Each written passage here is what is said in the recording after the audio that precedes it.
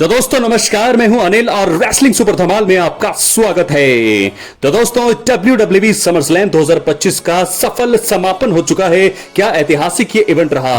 पहली बार 2 नाइट का हुआ है। पहले नाइट 1 में हमने देखा किस प्रकार यहां पर सेथ रॉलिंस ने कैश इन किया और नाइट 2 में हुआ द बीस्ट ब्रॉक लेसनर का रिटर्न। जी हां दोस्तों, तो कमाल का ये इवेंट रहा है। दोस्तों आपको कैसा लगा ये इवेंट, अपनी राय कमेंट बॉक्स में जरूर दें। 10 में से आप कितने अंक देना चाहेंगे इस इवेंट को। तो बहुत सारी खबरें हैं, आज की इस वीडियो के एंड तक बने रहें और अगर आप चैनल पर नए हैं सब्सक्राइब करने के बाद ऑल पर क्लिक करें क्योंकि फ्री है और यहां आपको हर प्रकार की रेसलिंग जगत से जुड़ी हुई तमाम जानकारी मिलती है और मिलती रहेंगी। इसलिए वीडियो को लाइक करें, शेयर करें, सब्सक्राइब करने के बाद ऑल पर क्लिक जरूर करें। तो चलिए दोस्तों, बातों को सबसे पहले हम शुरू करते हैं द रॉक से। जी हां, तो दोस्तों आपको बता दें कि समरस्लैम 2025 का अंत देखने को मिल गया है। इस शो में कुछ बड़े मुकाबले भी हुए। फैंस को उम्मीद थी कि द रॉक की आखिरकार वापसी होगी, लेकिन ऐसा कुछ भी नहीं हुआ। ट्रिपल एच ने समरस्लैम द्वारा कुछ बड़े हिंट दिए और यह बताने का प्रयास किया कि फैंस का इंतजार बढ़ने वाला है। शायद 2025 में तो द रॉक की अपीयरेंस नहीं ही होगी। समरस्लैम में ऐसी कुछ चीजें हुई जिनसे संकेत मिले कि ट्रिपल एच का अभी रॉक को दोबारा WWE टीवी पर लाने का प्लान ही नहीं है। जॉन सीना ने इवेंट से पहले ही बेबी फेस टर्न ले लिया और समरस्लैम के दौरान उन्होंने हील की तरह बर्ताव ही नहीं किया। इससे संकेत मिल गए कि रॉक और जॉन सीना का साथ सिर्फ एलिमिनेशन चेंबर तक ही था। अब जॉन सीना का कैरेक्टर बदल गया है तो रॉक का उनके साथ आने का कोई सेंस नहीं बनता, मतलब ही नहीं बनता। कुछ फैंस ने उम्मीद ये भी लगाई थी कि द रॉक वापसी करके कोडी रोड्स की मदद करते हुए जॉन सीना को धोखा देंगे। इससे अमेरिकन नाइटमेयर का यानी कि कोडी रोड्स का हिल टर्न हो जाएगा। समरस्लैम नाइट 2 में ऐसा भी कुछ नहीं हुआ और कोडी रोड्स बेबी फेस ही बने रहे। उन्होंने बिना चीटिंग के अनडिस्प्यूटेड WWE चैंपियनशिप अपने नाम करी। ये चीज बताती है कि द रॉक और कोडी रोड्स के साथ आने का भी कोई अभी प्लान नहीं है। ऐसे में फाइनल बॉस का अभी टीवी पर नजर आने का कोई भी मतलब नहीं बनता। तो यहां से चीजें बता दी हैं WWE ने कि द रॉक के लिए अभी उनके लिए कोई प्लान नहीं है। ट्रिपल एच ने बता दिया है कि द रॉक का कोई भी प्लान नहीं है, तो इसलिए रॉक हमने नहीं देखी, इसलिए रॉक की वापसी नहीं हुई समरस्लैम 2025 के इवेंट में। तो 2025 में भी ऐसा बताया जा रहा है कि वो अभी भी शायद नहीं ही आएंगे। तो ऐसे में दोस्तों मुझे लगता है कि शायद 2026 तक अब उनकी राइवलरी या उनकी बातों को आगे बताया जाएगा, क्योंकि रॉक और कोडी रोड्स का एक ड्रीम मुकाबला बाकी है।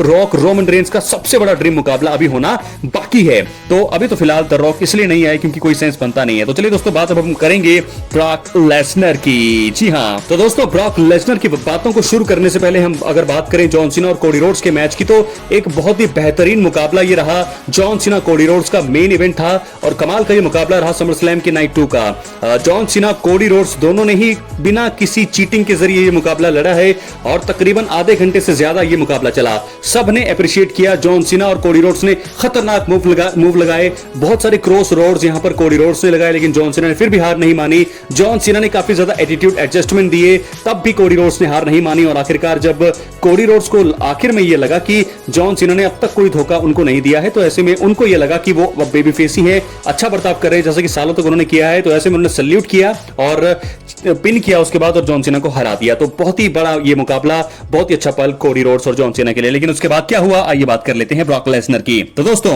ब्रॉक लेसनर ने WWE समरस्लैम 2025 में वापसी करी।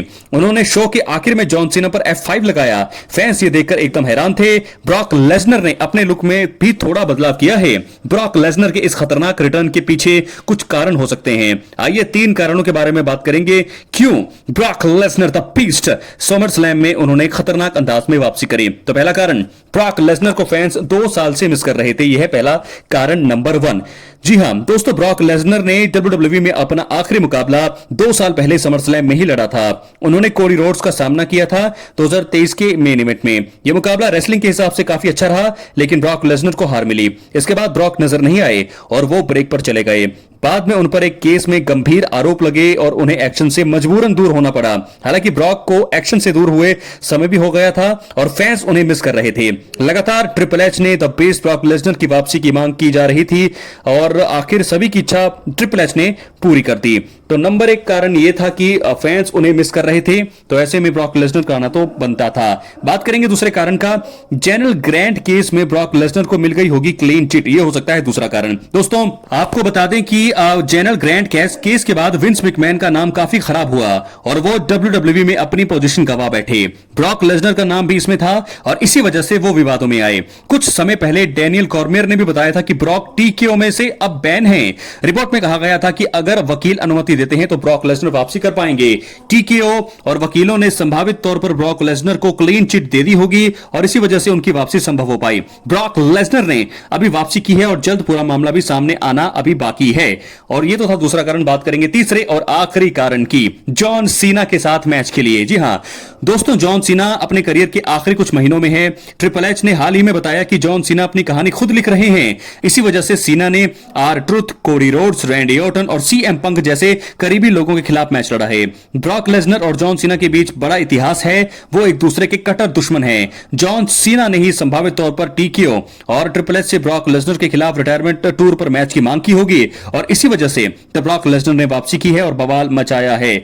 जी हां, बहुत ही बड़ी खबर है ये दोस्तों। तो मैंने आपको बता दिया है बिल्कुल साफ 3 कारण कि क्यों आखिरकार ब्रॉक लेसनर ने वापसी करी है। तो दोस्तों ऐसे में बहुत ही सारी चीजें अब जो है आने वाली है आने वाले समय में। तो ट्रिपल एच ने क्या कहा आपको ये भी बता देते हैं दोस्तों, क्योंकि समरस्लैम 2025 नाइट 2 इतिहास के पन्नों में अब दर्ज हो गया है। फैंस को एक तगड़ा शो देखने को मिला है। मेन इवेंट में जॉन सीना ने कोडी रोड्स के खिलाफ undisputed WWE championship baby face के दौरान डिफेंड करी। कोडी ने सीना को हराकर टाइटल अपने नाम कर लिया है। खैर इसके बाद जो हुआ उसकी उम्मीद किसी ने भी नहीं की। ब्रॉक लेसनर ने 2 साल बाद वापसी करते हुए बवाल मचाया।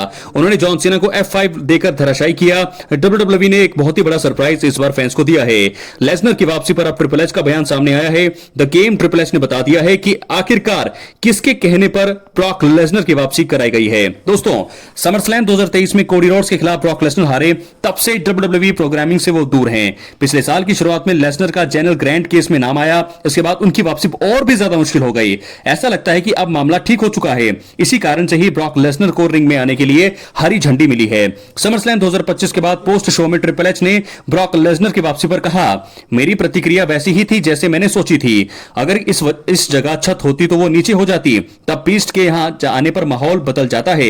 लेसनर की वापसी देखकर जो कुछ आप सोच रहे थे वो हो रहा है, ये सब विंडो से बाहर चला जाता है। आप देख सकते हैं दोस्तों, this is John Cena's wish list, it's him writing the last chapter of his book. यानी कि जॉन सीना ने ही कहा है कि वो ब्रॉक लेसनर को चाहते हैं, तो इसलिए उनको लाया गया है। जॉन सीना अपनी कहानी खुद लिख रहे हैं, इसलिए ब्रॉक लेसनर को वापस लाने का अनुरोध सीना ने ही किया है। ये आप देख सकते हैं ट्रिपल एच ने और क्या कहा, I consider John Cena the greatest of all time for a lot of different reasons, not just in ring performer, Cody is following that, so it was like watching the greatest of all time facing a guy who is on his way to being the greatest of all time.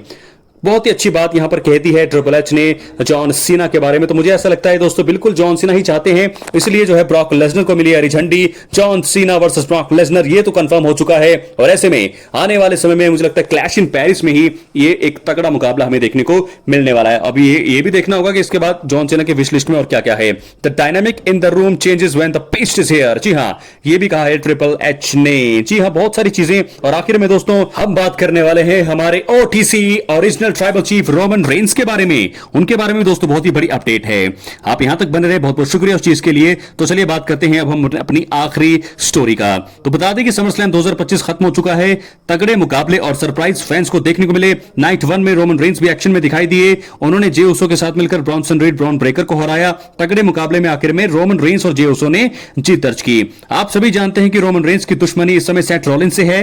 Rollins ने night 1 में वापसी करते हुए CM Punk के ऊपर night 1 में अपना brief case cash in करके वर्ल्ड हेवीवेट टाइटल अपने नाम किया। पिछले महीने हुए सैटरडे नाइट्स मेन इवेंट में रॉलिंस को इंजरी आई थी। इसके बाद से वो डब्ल्यूडब्ल्यूई टीवी पर दिखाई नहीं दिए। अब ऐसा लगता है कि रॉलिंस की इंजरी ज्यादा गंभीर नहीं है, इस कारण से ही उन्होंने समर की सबसे बड़ी पार्टी में एंट्री करी है और उन्होंने झूठ बोला था।